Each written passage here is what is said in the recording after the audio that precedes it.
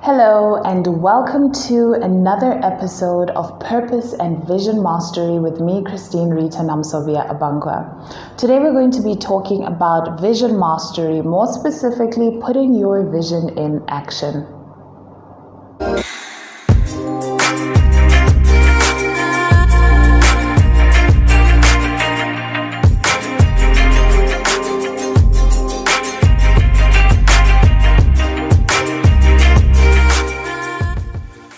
Today I'm going to be discussing two things that you can do to bring your vision to life. One of them is conducting a personal SWOT analysis.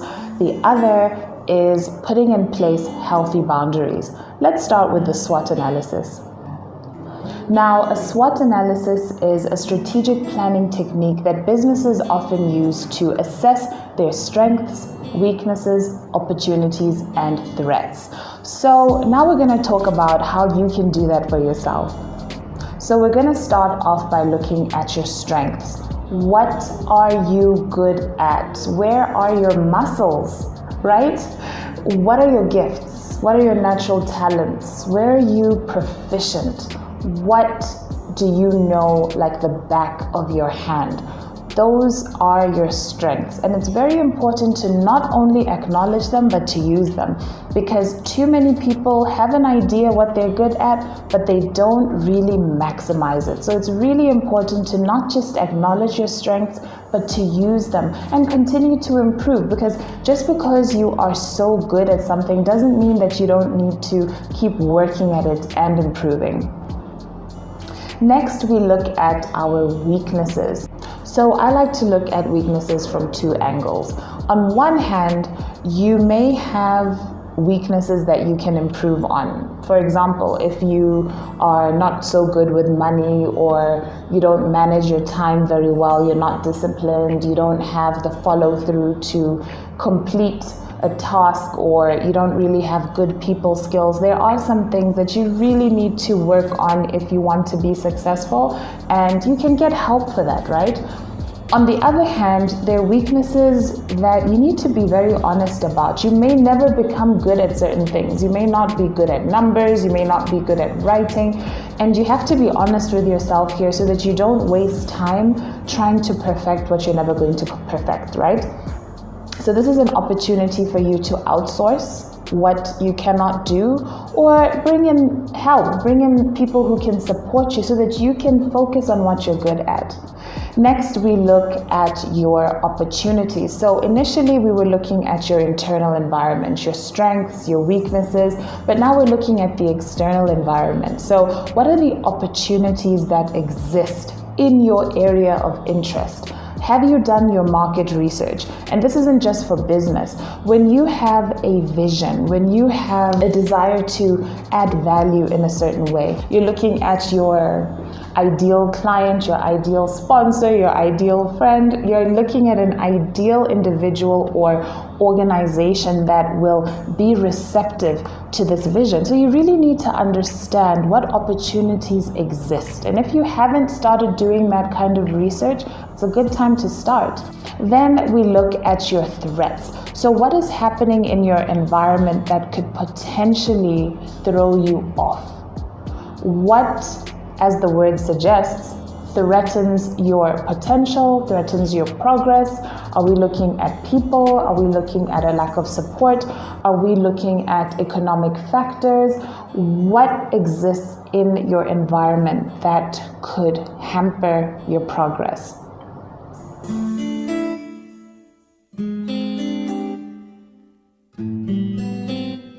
So conducting your personal SWOT is actually lengthier and deeper than it appears. And if we work one-on-one together, we can definitely spend a few hours delving into your SWOT analysis. Remember, the difference between your vision and somebody else's vision who you may be working towards is this one is yours. It doesn't exempt you from all of the hard work, the processes, the procedures, the logistics, and the supporting structures that you need to put into into place to make it a reality. So the sooner you get started on that, the better. Now let's talk about healthy boundaries. So when it comes to making your vision a reality, the first thing that you need to remember is that this is a fragile space that you're in. You're creating something from scratch and you need to protect it. It's very much like having a greenhouse where you are growing specialty crops, for instance, and berries. And maybe they're even organic. So now you have very strict terms and conditions. You know, it has to be kept at a certain temperature, no pesticides allowed. You know, you're keeping all of the pests out, and not everybody's allowed to get inside there. And it's the same way with your vision. You need to protect it. You need to decide under what conditions your vision will thrive. So that means there are some weeds that won't be allowed, some chemicals that won't be allowed. There may be some things that shouldn't be said. You may not want to be discouraged. And because we spend so much time with other people and there's a tendency for us to share our ideas, sometimes we let the wrong things into our, vision greenhouses. So look at the people around you. Look at the conversations that you have, the places that you go to, the way that you spend your time.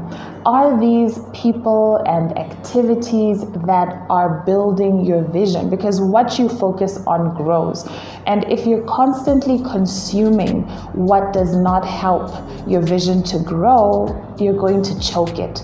So, this is a decision that you have to make for yourself. I'm in no way suggesting that you should go around cutting people off and calling them weeds.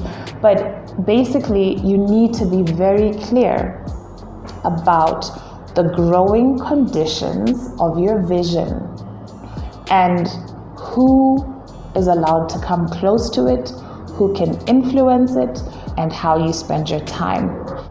So as you decide what types of relationships are going to help your vision thrive, especially when it's not going so smoothly, you also need to think very carefully about your partnerships, because as I said earlier, there are things that you won't be good at and you may need to bring in external support or actually partner with other people. Be very careful about the partners that you choose. Understand what their own visions are. Assess their track records. How have they treated their own businesses? It is an indication of how they will treat your business or your vision or your career, whatever it is you're trying to do. Make sure that these are people who have gone through their own transformative process and they can give you support. Make sure that you are not partnering with people who seek to just take and overshadow. And more importantly, make sure that you are confident and secure enough in your own vision, because if you're not, then it's easy for you to be led astray. It's easy for you to feel intimidated or even overprotective of your vision. So partnership compatibility is also very important. I hope that you have gained some interesting insights from this video. Thank you so much for joining me. Feel free to share this video with anyone else who needs a bit of a nudge when it comes to doing their own SWOT analysis and putting healthy boundaries in place unapologetically so that they can make their vision a reality. It's been so great spending time with you, and remember, purpose transforms everything.